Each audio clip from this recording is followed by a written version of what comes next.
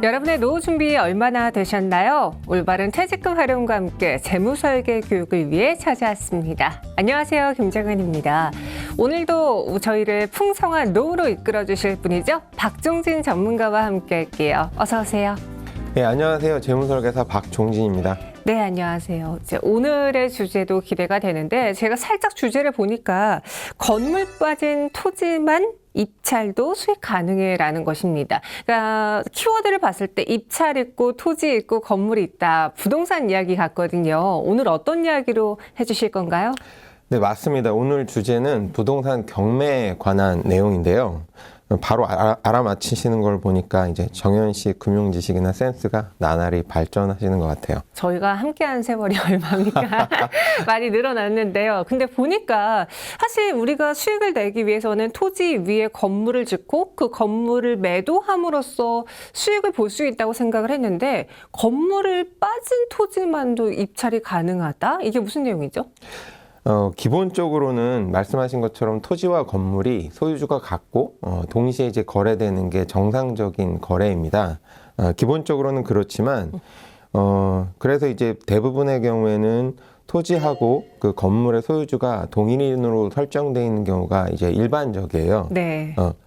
그리고 이제 공동주택 같은 경우에는 어차피 토지하고 건물이 같이 묶여서 이렇게 등기부등본이 이제 발행이 되게 되어 있고요. 그래서 그렇게 되어 있는데 경우에 따라서 이제 토지의 소유주하고 건물의 소유주가 다르게 불일치하는 경우가 있어요.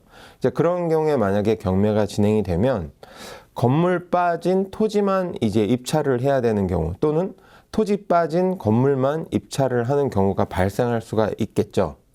그런데 만약에 그런 경우라면 기존보다 절차가 복잡해지지 않을까라는 생각이 들어서 그런 경우에는 아예 경매에 나오지 말아야 되는 거 아닌가 이런 생각도 들거든요. 네, 정현 씨 말씀처럼 일반적으로는 권리관계가 분명하지 않거나 이제 정확하게 권리 분석을 할 수 있는 능력이 없는 분이라면 네. 함부로 이런 물건에 입찰을 하면 안 되겠죠. 근데 반대로 이렇게 리스크가 있는 만큼 입찰자가 줄어들기 때문에 판단만 잘 하신다면 낮은 입찰 경쟁률 덕분에 저가에 낙찰받아서 적정한 수익을 쉽게 낼 수 있는 그런 기회일 수도 있습니다. 그래서 오늘은 그런 상황에서 판단을 잘 하실 수 있도록 참고하실 만한 내용을 준비를 했습니다. 복잡하고 어렵기 때문에 경쟁자가 적을 수 있다. 그런 면에서는 또 유리한 면이 분명히 있어 보입니다. 그럼 오늘 주제 좀 더 자세하게 들어볼게요. 경매에서 매각 물건 명세서에 토지만 입찰, 지상 건물 입찰 제외 이렇게 기재된 물건이 나올 때가 간혹 있습니다. 말 그대로 지상 물건은 매각에서 제외된 것이다라는 뜻이죠. 즉 건물을 깔고 앉아있는 토지만 감정평가를 해서 경매가 진행되는 물건입니다. 이 매각되는 토지 위에 소유자가 다른 건물이 번듯하게 존재를 하고 있는 거죠. 네. 그러면 당연히 토지 활용이 제한되기 때문에 이런 물건은 일반인들 입장에서는 외면하기가 십상입니다. 저 같은 경우에도 뭐 저도 경매를 잘 모르지만 이런 경우에는 더더욱이나 손이 잘 안 갈 것 같은데요. 네, 당연히 고민이 되겠죠. 그러나 토지만 입찰하는 경우에도 수익을 내는 방법이 없지는 않습니다. 건물 소유자를 상대로 건물 철거를 요구하거나 또는 땅 사용료, 즉 지료를 청구를 할 수가 있어요. 그래서 지상 건물이 또 더군다나 이제 집합 건물의 형태로 되어 있다면 토지주는 건물을 시세대로 팔아라라는 구분 소유권, 매도 청구권을 행사할 수도 있습니다. 그럼 전문가님이 말씀하신 그런 실제 사례에 대해서 들어볼 수 있을까요? 네, 아무래도 이렇게 원론적인 얘기를 하면 잘 이해가 안 되죠. 그래서 네. 실제 사례를 가지고 한번 알아볼 건데요. 서울 강남구 개포동 요지에 있는 토지가 경매에 나온 적이 있는데 전체 면적은 310제곱미터 정도였고요. 대지의 3분의 1, 그러니까 대지 전체도 아니에요. 네. 대지의 3분의 1, 110제곱미터만 경매에 나왔고, 그러니까 지분 물건인 거죠. 그 토지의 3분의 1에 대한 지분 물건이 경매로 나온 케이스였습니다. 그 지상에는 지하 2층, 지상 6층짜리 번듯한 빌딩이 지어져 있었고요. 네. 감정가는 한 15억 원 이상으로 책정이 됐지만 지상에 건물이 있는 상태. 그러니까 이 감정가라는 거는 토지 그 110제곱미터에 대한 감정가를 말하는 겁니다. 15억 원 이상으로 책정됐지만 지상에 건물이 있어서 재산권 행사가 제한되는 것을 감안해서 최초 경매 가격은 감정가보다 좀 저렴하게 11억 원부터 시작됐어요. 네. 재산권 행사가 제한되는 지분 물건에 토지만 입찰하는 물건이었지만 JC는 입지도 좋고 우량하다, 이거 가치가 있다라고 생각해서 입찰에 참여를 하셨고 인근에 개포주공 1단지 재건축이 진행되고 있었고요. 양재 연구개발 R&D 단지 개발 계획까지 잡혀 있어서 주변에 그런 호재들이 많으니까 곧 토지 가격이 오를 것이다 라고 판단을 한 겁니다. 네. 감정가보다 4억 원이 낮은 가격으로 첫 기일이 진행됐잖아요. 왜냐하면 15억 감정가에 11억 원으로 시작했으니까. 그런데 경쟁자가 하도 없다 보니까 JC가 11억 3천만 원, 그러니까 3천만 원 정도 좀 업해서 단독 낙찰을 받았습니다. 그래서 JC는 정석대로 토지의 다른 공유자들을 찾아서, 그러니까 이제 본인은 3분의 1밖에 지분을 갖고 있지 않잖아요. 그래서 다른 공유자들을 압박을 해서 협상을 유도를 했고요. 1차로 건물주한테 토지를 시세 수준으로 매입을 해달라라고 요구를 했는데 네. 건물주가 1차로는 받아들이지를 않았어요. 그래서 거기서 끝난 게 아니라 이제 그 다음 단계로 이제 넘어갔죠. 그래서 건물주한테 건물을 철거를 해달라 또는 지료를 내라 이렇게 청구 소송을 제기를 했습니다. 네. 지료는 보통 토지 시세의 한 3에서 6% 정도를 청구를 할 수가 있어요. 뭐 무한정 자기 땅이라고 해서 네. 한없이 올릴 수는 없고요. 그 지역 같은 경우에는 상업 지역이 아니라 3종 일반 주거 지역 토지였지만 활용도가 높은 근린생활 시설이었기 때문에 시세의 5% 정도를 지료로 청구를 했습니다. 근데 이때 지료를 산정할 때 기준이 되는 시세가 낙찰가가 아니라 감정가예요. 그러니까 아까 낙찰가는 11억 원 3천만 원의 낙찰을 받았지만 감정가는 15억 원이었잖아요. 그래서 15억 원을 기준으로 해서 5%를 적용하다 보니까 건물주 입장에서는 부담이 좀 커졌죠. 이제 건물주는 처음에는 미온적 태도를 보였어요. 뭐 좋은 얘기가 아니잖아요. 지료 내라는 게. 그래서 미온적인 태도를 보였지만 결국에는 협상을 먼저 이제 더 제안을 해왔습니다.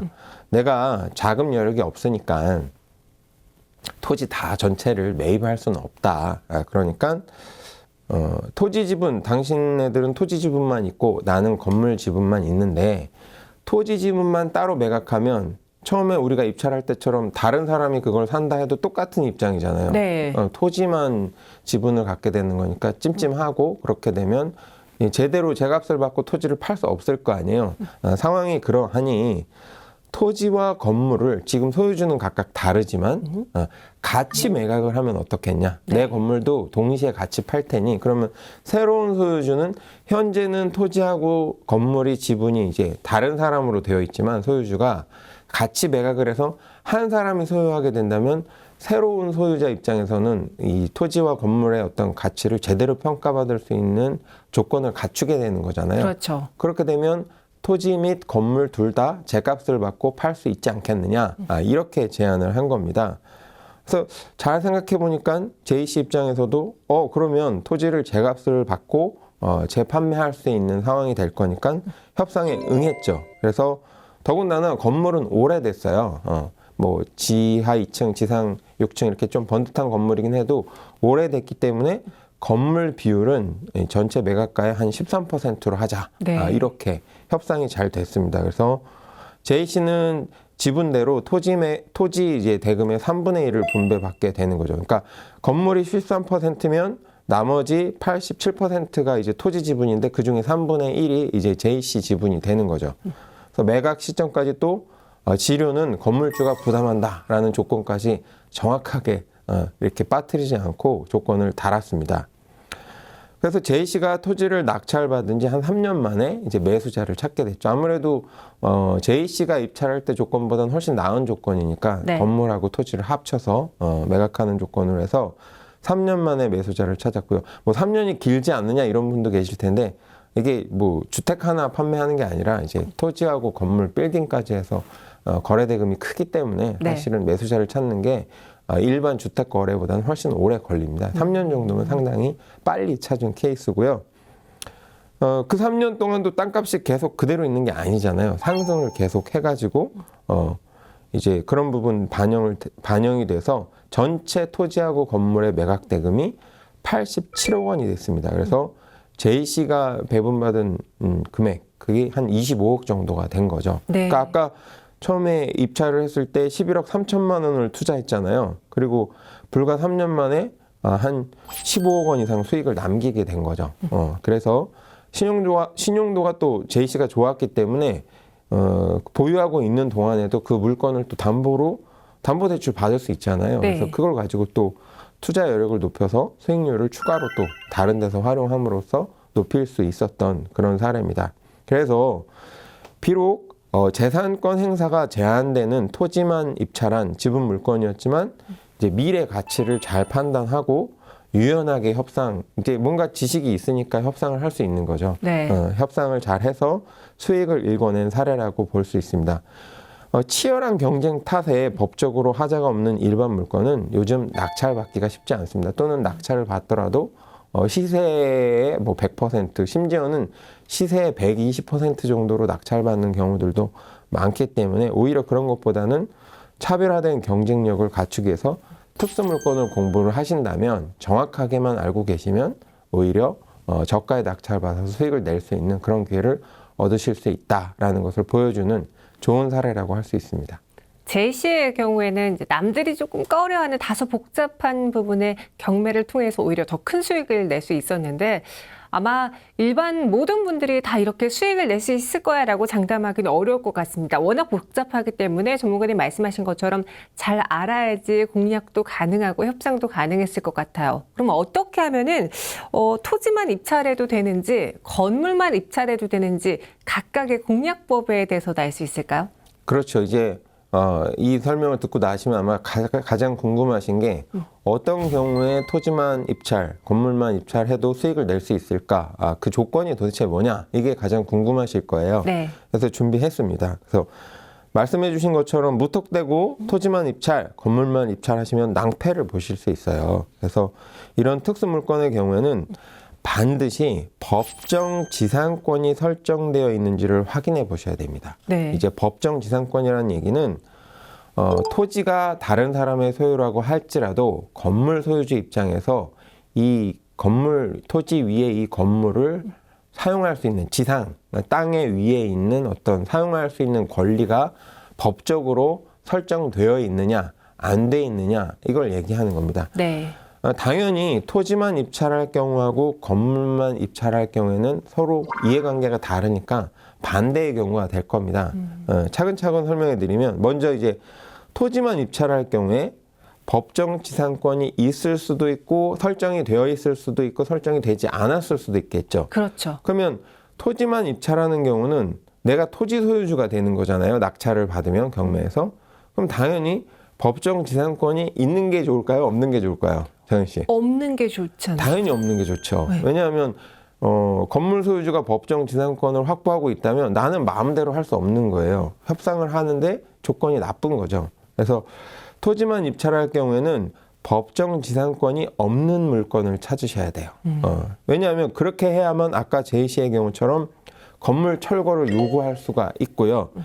실제로 철거를 하지 않더라도 건물 철거 요구권을 가지고 있다. 그 카드를 가지고 있다는 것은 협상에서 상당히 유리한 조건을 발휘하게 해주기 때문이에요. 네. 그 다음에 당연히 토지 사용료 청구할 수 있겠죠. 이 두 가지 카드를 이용해서 아까 J씨의 경우에도 협상에서 유리한 고지를 선점했잖아요. 물론 법정 지상권이 있다고 하더라도 토지 사용료는 청구할 수는 있어요. 근데 이제 카드가 그거 하나밖에 없는 거죠. 최장 30년간 철거 청구권은 행사를 할 수가 없어요. 법정 지상권이 설정되어 있는 경우에는. 네. 그래서 토지만 입찰할 때는 반드시 법정 지상권이 없는 물건을 낙찰을 노리셔야 된다라고 할 수 있고요. 이제 반대로 건물만 입찰을 할 경우에는 입장이 달라지겠죠. 그렇죠. 건물을 내가 이제 소유하게 되는 거니까 당연히 법정 지상권이 설정되어 있는 물건일 경우에 낙찰을 받아야 되겠죠. 그래야만 건물 소유주가 단순히 이제 토지 사용료 정도만 청구를 할 수 있고 그것도 법적 제한 조건 내에서 네. 이제 철거권은 행사를 할 수가 없을 거 아니에요. 그렇게 되면 당연히 계속 이 권리, 건물을 사용할 수 있는 권리를 보장받을 수 있고 혹시 토지 소유주가 뭐 매각 협상을 나설 경우에도 쓸 수 있는 카드가 별로 없기 때문에 이 본인 입장에서는 비싸게 건물을 팔 수 있다든지 또는 건물을 팔지 않고 계속 확보된 기간 동안에 법정 지상권이 확보된 기간 동안에 충분히 내가 이 건물을 활용해서 임대를 하든지 사용을 할 수가 있겠죠. 왜 그러면 법정 지상권 제도라는 게 있냐면 네. 만약에 토지는 A라는 사람이고 건물은 B라는 사람이 소유를 하는 구조, 뭐 이 구조가 좋은 구조는 아니지만 어쩌다 보니까 그렇게 됐다. 그런데 만약에 이런 법정 지상권 제도라는 것 자체가 없다면 무조건 토지 소유주가 건물 철거해라 그럴 거 아니에요. 네. 그러면 건물 지은 지 얼마 안 되고 노후도 안 됐는데 건물을 부셔야 됩니다. 어쩔 수가 없잖아요. 법적인 문제에서. 그렇게 되면 국가 전체적으로 봤을 때 소비적이잖아요. 실제로는 더 사용할 수 있는 건물을 임의로 부셔야 되니까 네. 철거를 해야 되니까 그런 어떤 낭비와 손실을 막기 위해서 법정 지상권 제도를 만든 거고요. 그래서 토지가 다른 사람의 소유인데 건물을 지을 때는 당연히 이 법정 지상권을 먼저 확보를 하고 건물을 지어서 상호 간의 어떤 이해관계가 바뀌더라도 건물의 안정적인 사용과 임대 이런 것들이 가능할 수 있도록 제도를 만든 겁니다. 하지만 그렇다고 해서 토지 소유주에게 무조건 불리하게 할 수는 없으니까 네. 법정 지상권이 설정되지 않은 경우에는 뭐 좀 아쉽지만 건물이 새 거라고 할지라도 토지 소유주가 철거권을 청구할 수 있게 해서 토지 소유주의 권리도 또 보장을 해주는 이런 제도가 생겼다고 보시면 됩니다.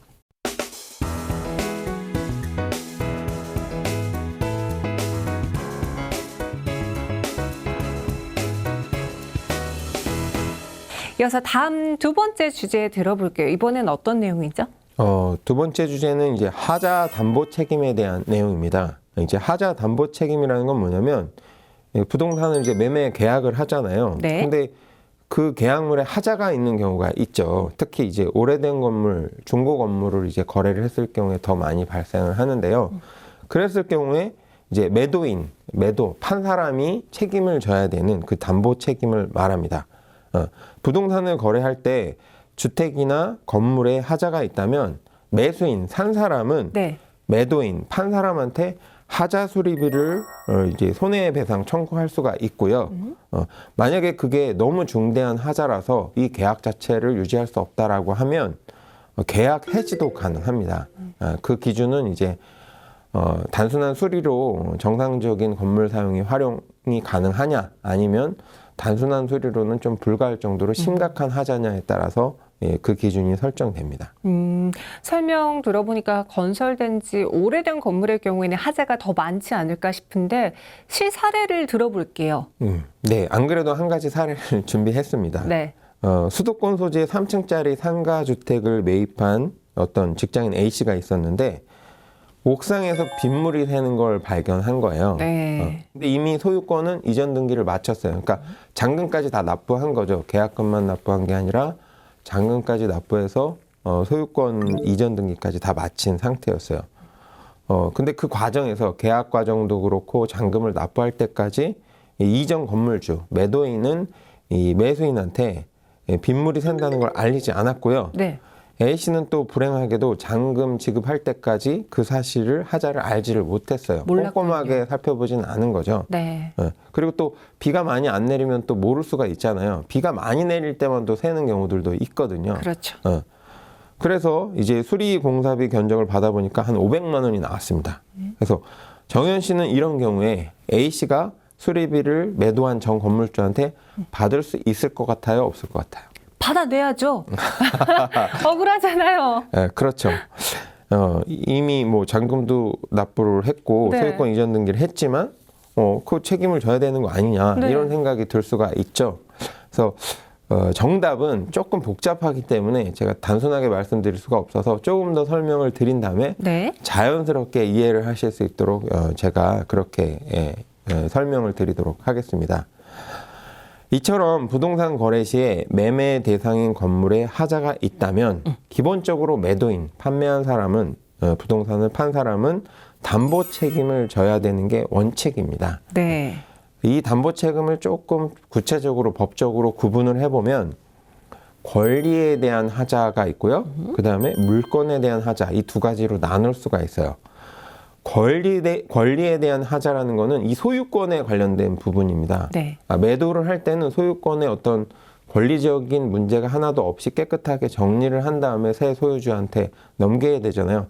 누가 어떤 부동산을 사면서 권리 관계가 하나도 정리 안 되고 복잡한 관계에서 받고 싶겠습니까? 그렇죠. 기본적으로 권리 관계는 다 특별히 계약서에 쓰지 않는다 하더라도 기본적으로는 다 정리하고 넘기는 게 원칙이거든요. 그래서 그런 부분에 있어서 어떤 하자가 있는 상태로 물건을 받았다라고 하면 예를 들면 그런 거죠. 아까 얘기했던 지상권 문제 있었잖아요. 지상권. 네.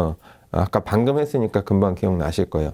지상권이 아직 설정이 남아있는 상태라든지 아니면 지상권에 대한 얘기는 언급이 전혀 없었는데 지상권이 설정되어 있는 상태로 넘어왔다든지 아니면 전세권이나 질권이나 유치권이나 이런 것들 다 설명하려면 좀 시간이 많아서 나중에 또 기회가 되면 설명해 드릴 건데 어쨌든 권리적으로 무언가 내 부동산에 뭔가 권리를 갖고 있는 사람들이 남아 있다면 문제가 되겠죠. 그래서 그런 것들이 남아 있는 상태로 부동산이 넘어왔을 경우에 그 권리에 대한 하자로 봅니다. 그리고 또 한 가지는 물건에 대한 하자인데요. 물건에 대한 하자라는 거는 아까처럼 비가 샌다든지 이렇게 건물에 큰 금이가 있다든지 이런 것들이 해당이 되겠죠. 그래서 이런 경우에 매수인이 권리에 대한 하자든 물건에 대한 하자든 이를 알지 못한 상태에서 계약을 체결했고 이후에 계약 목적인 소유권 취득을 할 수 없게 됐다. 완전한 소유권이죠. 그렇게 됐다면 매수인은 계약을 해지하고 매도인한테 손해배상까지 청구를 할 수가 있게 됩니다. 그래서 A씨 사례처럼 네. 이 경우는 이제 권리에 대한 하자는 아니고 물건에 대한 하자에 해당되겠죠.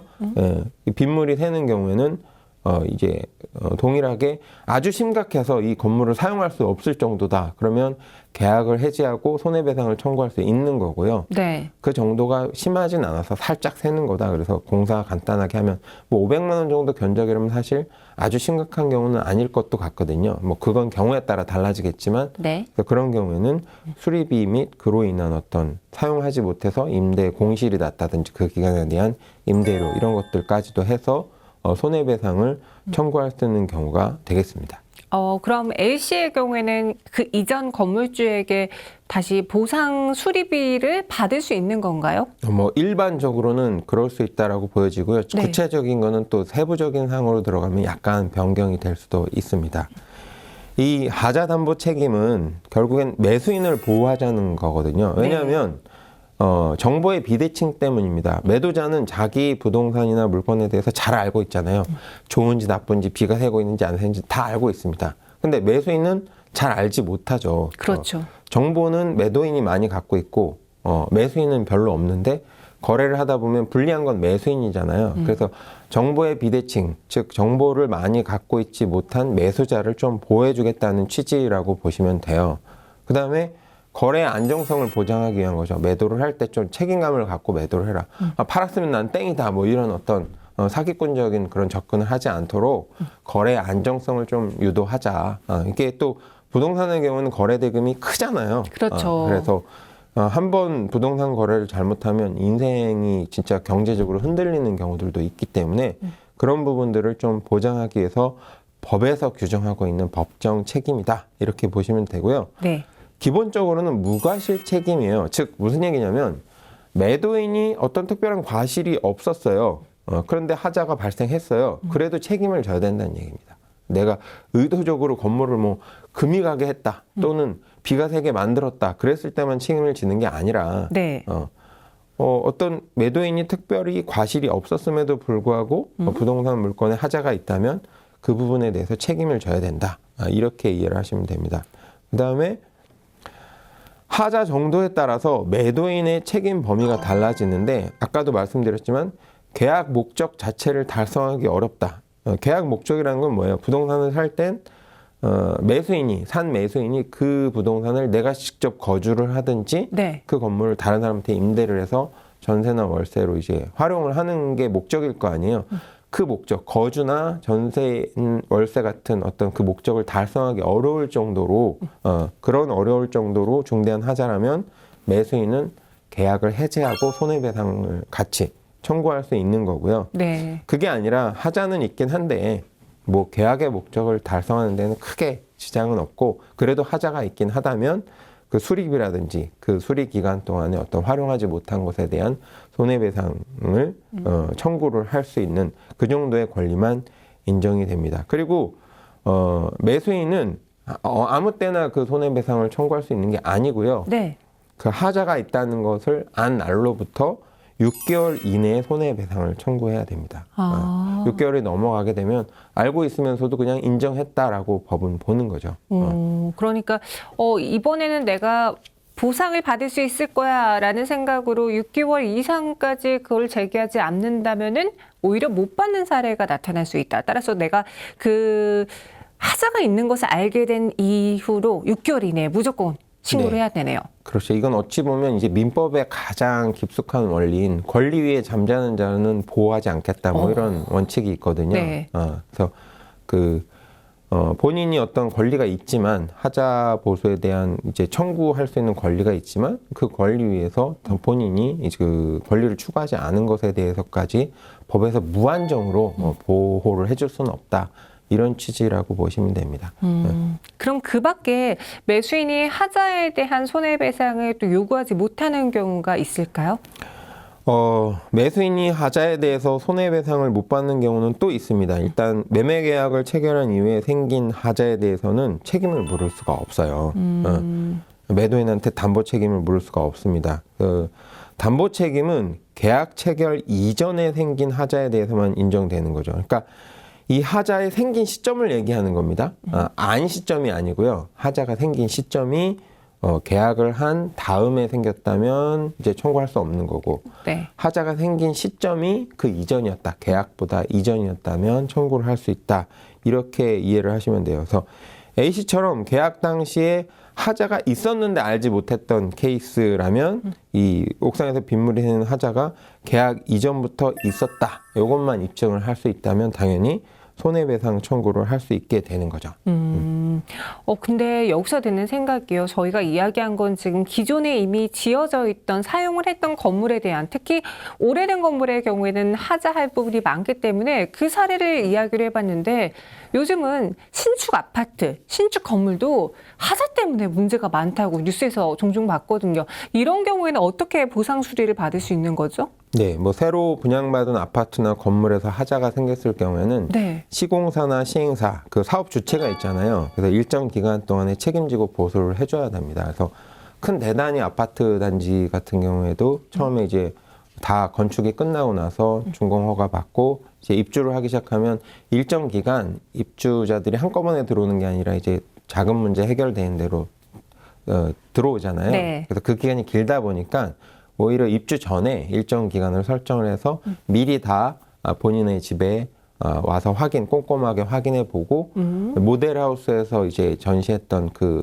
자재들하고 동일한지 네. 꼭 하자만 없다가 아니라 동일한 자재로 이제 건축을 했는지까지 다 확인받아서 문제가 있는 것들 또는 하자가 있는 것들은 신청을 받아서 있다면 인정이 된다면 다 해결을 해주는 그런 식의 어떤 진행을 하거든요.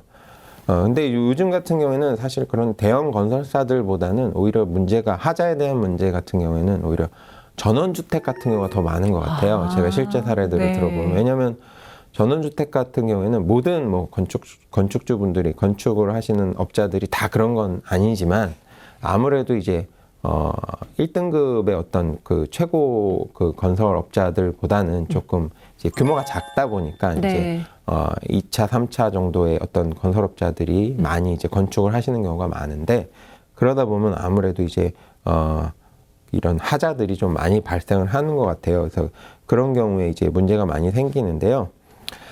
하자 종류에 따라서 하자 담보 책임 기간이 좀 달라요. 이것도 좀 참고를 하셔야 됩니다. 예컨대 뭐 타일, 화장실이나 이제 이런 데 타일을 붙이잖아요. 타일, 그 다음에 집 거실이나 방에는 이제 도배를 하는 경우가 많은데 이제 이런 문제, 타일이나 도배 같은 마감에 문제가 있는 경우에는 네. 하자 담보 책임 기간이 이제 공사를 하고 난 시점으로부터 이제 2년 안에 이제 하자에 대해서 어떤 손해배상을 청구를 하셔야 되고요. 근데 만약에 그 하자가 건물 안전과 직결되는 주요 구조부에 대한 거다.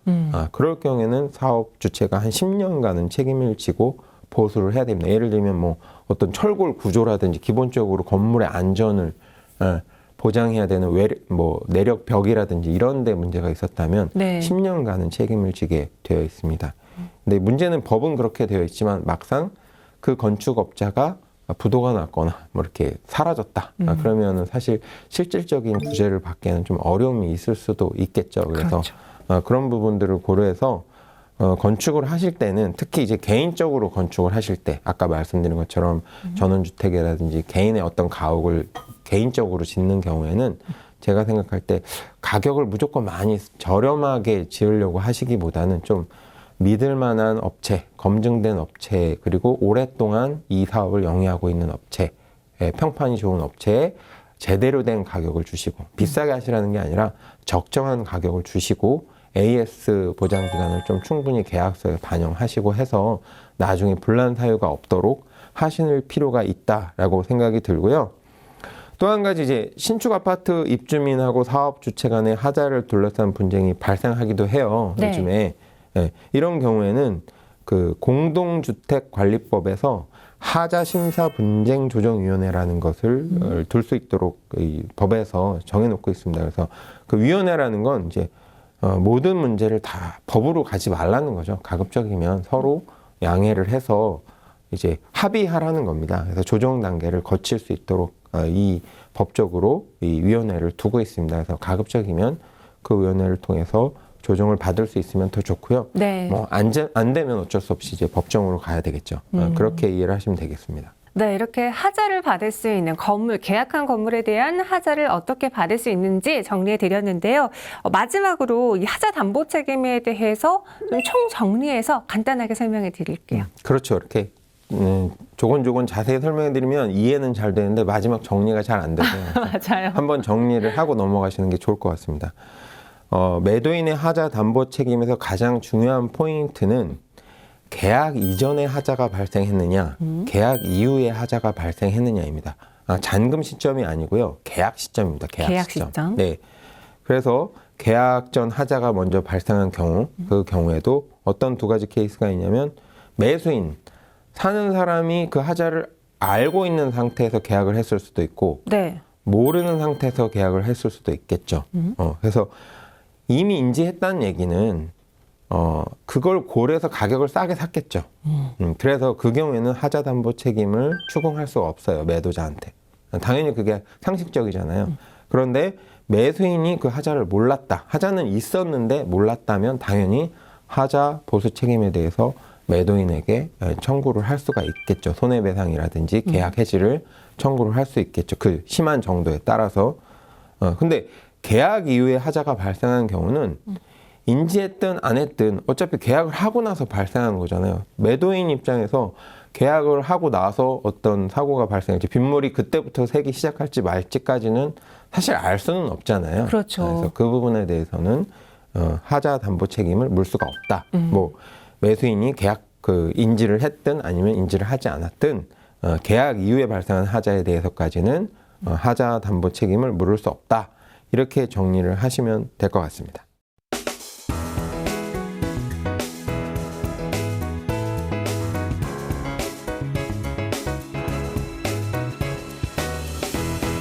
네, 이번에는 지난 방송에서 저희가 가상화폐 이야기를 전해드렸는데 그와 관련한 질문들이 정말 쏟아졌다고 해요.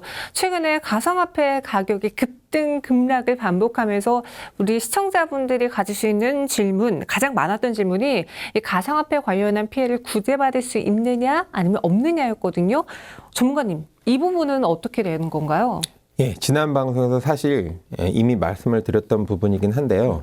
가상화폐 자체가 현재 한국에서는 아직까지 법적으로 인정을 받고 있지 못한 상황입니다. 법적으로 인정을 받지 못한다는 얘기는 법적으로도 구제를 할 수 있는 방법이 합법적인 방법은 없다라고 보시면 돼요. 그래서 제가 그 리스크가 크다라는 부분을 말씀드렸던 거고요. 네. 결론을 말씀드리면 안타깝지만 현재로서는 어떤 피해를 받으셨더라도 완벽하게 구제를 받을 수 있는 방법은 없다. 다만 그 해당 거래소, 가상화폐 거래소의 어떤 규정에 의해서 일부는 보상을 받으실 수도 있다 정도로 정리를 해드릴 수 있을 것 같습니다. 네. 그렇다면 이 가상화폐 관련한 범죄와도 관련해서 또 주요 사례, 사기 유형을 알아야지 우리가 사전에 이러한 피해를 막을 수 있지 않을까라는 생각이 드는데요. 최근 3년간 가상화폐 관련한 범죄가 늘어나고 있다고 들었어요. 실제로 어느 정도 늘어났죠? 네, 사람들의 관심이 많아지면 아무래도 많은 사람들이 가상화폐 거래를 하게 되고요. 거래를 하게 되면 사기꾼들 입장에서도 무언가 해볼 수 있는 것들이 많이 생기겠죠. 네. 자연스러운 현상입니다. 그래서 2018년부터 2019년, 2020년 이 3개년에 그 가상자산, 가상화폐 관련 경제 범죄의 검거 건수를 한번 살펴보면 2018년에 62건이었던 게 2019년에 103건, 20년에 337건 이렇게 늘어납니다. 당연히 검거 인원도 증가하겠죠. 네. 한 검거 사건에 연루된 사람들이 또 여럿이 있을 수 있으니까. 그래서 검거 인원수도 18년에 139명이었던 게 19년에 289명, 2020년에는 537명으로 이렇게 급증을 하고 있습니다. 맞아요. 이 가상화폐라는 게 블록체인 그리고 익명성이라는 특징이 있다 보니 더 이런 경제 범죄에 이용이 되는 것 같습니다. 그렇다면 가상화폐 관련한 범죄 어떤 것들이 있었는지 사례를 들으면 우리 시청자분들에게도 도움이 되실 것 같아요. 네, 경제 범죄는 이 유사, 수신, 다단계 사기 범죄가 가장 주류를 이루고 있어요. 네. 뭐 다른 쪽에서도 사실 그런 범죄들이 많이 있지만 가상화폐 관련해서도 결국에는 비슷한 패턴으로 움직이고 있는데요. 경찰이 최근 가상화폐 거래소 C사에 대해서 압수수색을 했습니다. 그런 사례가 있었는데 이 거래소가 어떤 공지를 냈냐면 3개월 내에 3배의 수익을 보장해 주겠다. 기본적으로 가상화폐든 아니면 주식이든 어떤 투자 자산이건 사실 투자라는 거는 정확한 수익률을 알 수가 없는 게 기본이거든요. 그런데 3배의 수익을 보장해 주겠다. 이렇게 해서 이제 회원을 모집해서 4만여 명으로부터 1조 7천억 원을 입금받았다고 해요. 네. 네. 그 참 상식적으로 이해가 잘 안 가죠. 이렇게 기사로 보면 이해가 잘 안 가는데 어떤 그 사람들의 광고 내용이라든지 어떤 이 말하는 어떤 수사 능력들을 보면 네. 이제 정상적인 사람들도 좀 이렇게 마음이 확 뺏기는 솔깃하게. 그렇게 해서 이런 범죄가 발생을 했고요. 또 한 가지는 이제 가상화폐를 노린 피싱이 또 기승을 부리고 있습니다. 과학기술정보통신부하고 경찰청이 올 들어 3개월간 32건의 피싱 사이트를 발견을 했다고 그래요. 지난 한 해 동안 41건이 적발됐었는데 지금 뭐 3개월 만에 32건이 발생됐으니까 피싱이 급증을 하고 있는 거죠. 그러니까 가상화폐를 보관하고 있는 어떤 거래소들이 지금 어찌 보면 정부 기관이나 이게 인증받거나 이런 기관들이 아니다 보니까 네. 나름의 보안을 설정을 해놓긴 하지만 그 보안의 수준이 아주 높지 않고 왜냐하면 이런 문제가 있거든요. 보안을 높이면 접근성이 떨어져요. 벽을 많이 세워놓으면 들어가기 힘들잖아요. 건물에도. 그런 것처럼 이 인터넷망 상에서도 보안을 너무 강하게 걸면 네. 들고 나는데 뭐 여러 가지 입력해야 되고 1차, 2차, 3차 검증을 받아야 되니까 접근성이 떨어지겠죠. 그러면 어찌 보면 거래소 입장에서는 이제 영업을 해야 되는데 이제 손님들이 많이 줄어들 수가 있잖아요. 그러다 보니까 보안의 수위를 어느 정도 낮춰버리고 이제 접근성을 높게 하다 보니까 이런 피싱 피해자들이 발생할 수 있는 사례들이 많아지는 것 같습니다. 그래서 그렇게 해서 가상화폐 거래소 계정에 침입을 하는 거죠. 그래서 기존의 가상화폐, 뭐 많이들 갖고 있는 비트코인이라든지 이더리움 같이 좀 가격도 비싼 이런 가상화폐를 본인들이 이제 남의 계정인데 본인들이 접속을 해서 그걸 팔아버리는 거예요. 네. 비싸잖아요. 그럼 많은 현금이 들어오겠죠. 그래놓고 본인들이 이미 매수해 놓은 보통 이제 얼터네이티브 코인, 대체 코인들을 싸잖아요. 싼 걸 본인들이 많이 사나요? 그 사는 거를 이제 남의 코인을 팔아서 자신들이 이미 사놓은 코인을 막 사는 거예요. 네. 대량 매수를 네. 하는 겁니다. 더군다나 판 거는 비싸고 본인들이 사는 건 싸니까 엄청 많은 숫자를 살 수 있겠죠. 그럼 많이 사면 어떻게 될까요? 그 잡코인들이 팍 올라. 가격이 오르겠죠. 그래서 본인들이 사놓았던 코인 가격이 오르면 또 본인 코인의 가격, 그 코인을 매도를 해서 또 차익을 누리는 이런 형태의 이런 형태의 방법을 쓰고 있습니다. 사실은 이 방법은 주식시장에서도 살짝 쓰였던 방법이거든요. 그러니까 예를 들면 작전주라고 하죠. 뭐 어떤 저가에 저렴한 주식 중에 특별한 호재가 없는데도 불구하고 본인들이 많이 매수를 해놓고 회원들을 막 가입을 한 다음에 이 주식 뜹니다라고 이제 홍보를 해서 그분들이 그걸 믿고 막 사면 본인들이 보유하고 있던 주식이 가격이 비싸지잖아요. 네. 그럼 그때 팔아서 양도 차익을 노리는 어찌 보면 좀 비슷한 방법으로 제가 보기에는 느껴지더라고요. 그래서 그런 방법을 통해서 말 그대로 피싱, 해킹, 시세 조작까지 이제 걸작품이 나오는 거죠. 범죄로 보면 여러 가지가 병합된 방법들이 나타나고 있다. 또 어떤 게 있냐면 비트코인 선물도 나왔어요. 선물. 맞아요. 주식처럼 선물이 나와서 1000배 레버리지 상품까지 나왔습니다. 1000배. 1000배 레버리지면 내가 투자한 방향하고 0.1%만 반대로 움직이면 그냥 원금이 다 날아가는 거예요. 증거금 전액이 다 날아가는 거죠. 왜냐하면 0.1%만 투자했는데 실제로 나는 1을 투자한 그러니까 1을 투자했는데 1000을 투자한 효과가 나 있는 상태에서 조금만 손실이 나면 증거금이 다 날아가는 형태인 거죠. 그래서 그런 문제들이 발생하고 있다. 그런데 그게 정부의 어떤 규제 안에 들어와 있지 않다 보니까 초고위험 상품인데도 규제가 전혀 없이 판매가 되고 있다. 그래서 이런 파생 상품은 원래 자본시장법상 금융이 인가 대상이거든요. 인가라는 건 그냥 등록하면 되는 게 아니라 저희가 이런 상품을 팔려고 하는데 허가를 해주세요라고 서류를 올려서 그래 오케이 인정을 받아야 허락을 받아야만 판매할 수 있는 상품인데 이 가상화폐 자체가 현재 이제 법 테두리 안에 안 들어와 있다 보니까 이런 인가 없이 이런 위험한 상품들이 판매가 되고 있다라고 보시면 됩니다. 정부의 어떤 규제 바깥에 있다. 마지막으로는 국내의 이제 가상화폐 가격 차이를 이용해서 재정 거래를 이용해서 이제 김치 프리미엄이라고 하는데 중국에서 싸게 비트코인을 사서 한국에서 비싸게 팔아서 그 환매한 돈을 가지고 지난 시간에도 한번 설명했던 건데 한국의 아파트를 매수하는 이런 형태들 그게 이제 환칙이라고 해서 불법이거든요. 그런 부분들이 뭐 일정 금액 미만은 괜찮다 뭐 이런 어떤 찌라시들이 돌면서 사실은 문제가 있는 건데 이렇게 행해지고 있는 그런 문제들이 있습니다. 가상화폐 시장에 뛰어드는 분들이 많아지면 많아질수록 범죄도 더 증가하는 것 같은데요. 최근에 문자 받아보신 분들 많으실 거예요. 지금 사셔야 됩니다. 이거 막판 세일입니다. 마감 세일입니다. 다양한 투자자들의 솔깃하게 할 만한 그런 문자 메시지들도 많이 받았는데 코인 상장 전 프라이빗 세일 등의 문자를 받으신 분도 있다고 들었어요. 이게 어떤 내용이죠? 일단 이제 사기라는 게 대면보다는 비대면인 경우에 사기를 치기가 좀 쉽잖아요.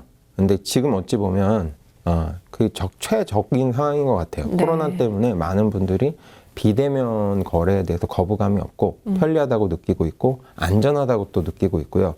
더군다나 젊은 세대들은 나이 드신 40대, 50대, 60대보다 20대, 30대는 훨씬 더 익숙하거든요.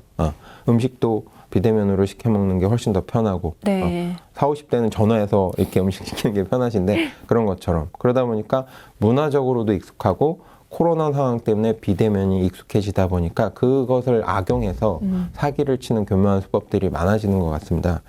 예를 들면 비트코인 등 가상자산 시세가 이제 상승하고 투자에 대한 관심이 높아지니까 이제 이걸 활용하는 건데 업비트, 빗썸, 코인원 이게 이제 국내 주요 가상화폐 거래소들이거든요. 일제히 이렇게 발표를 했습니다. 투자금을 보장해준다 또는 몇 배의 고수익을 보장한다. 이런 수익을 약속하는 투자 유인은 거의 대부분 사기다. 그러니까 낚이지 마셔라 라고 투자자들한테 주의를 당부했습니다. 왜냐하면 이런 사기들이 발생하면 어떻게 보면 나름 아직 법 규정 테두리 안에 들어와 있지는 않지만 그래도 국내 1, 2, 3위 거래소 수위를 차지하고 있는 이런 거래소조차도 고객들이 외면하게 되고 본인들도 그런 거래가 줄어들면 수익이 줄어드니까 이제 나머지 피해자들이 발생하지 않아야만 이 가상화폐 자산 시장 자체가 계속해서 성장하고 살아날 수 있다라고 판단을 한 것 같아요. 나서서 그런 홍보를 하고 있고요. 카 땡땡톡 이런데 채팅방에 이제 특정 가상화폐가 언제 상장한다, 상장 전에 미리 프라이빗 세일, 프라이빗 세일이라는 건 비공개 판매를 한다는 거예요. 좀 저렴하게 진행한다. 그래서 나중에 상장되면 비상장 주식이 왜 상장되면 가격이 올라가듯이 이 코인도 상장하는 순간 대폭 상승하면서 큰 수익을 낼 수 있다. 뭐 이런 홍보들을 하고 상장 일정을 나는 미리 공유받았다. 나만 정보를 갖고 있는데 알려주겠다. 뭐 이런 식의 어떤 형태로 하는 경우에 주의를 좀 하셔야 될 것 같습니다. 네.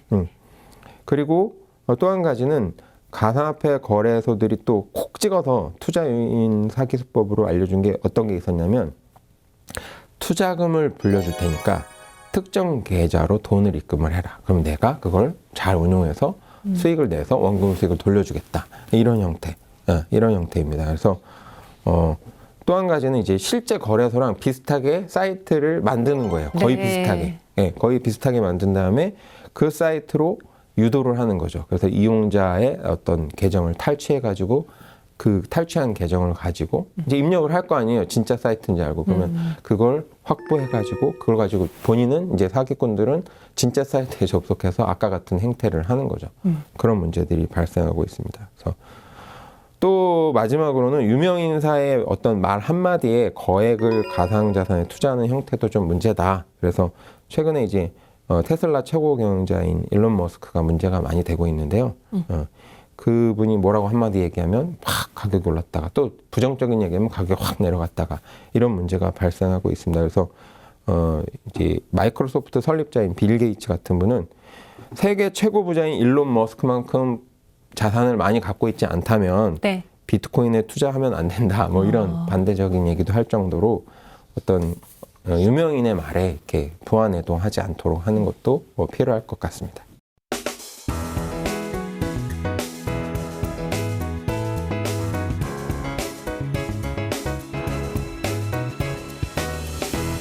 네, 가상화폐 관련한 시청자분들의 질문이 많았습니다. 그래서 저희가 이 가상화폐 관련 경제 범죄는 또 어떤 것이 있는지, 피해를 구제받을 수 있는지까지도 덧붙여서 전해드렸어요. 오늘 저희가 준비한 시간은 여기까지고요. 다음 이 시간에 다시 찾아오도록 하겠습니다. 시청해주신 여러분 고맙습니다.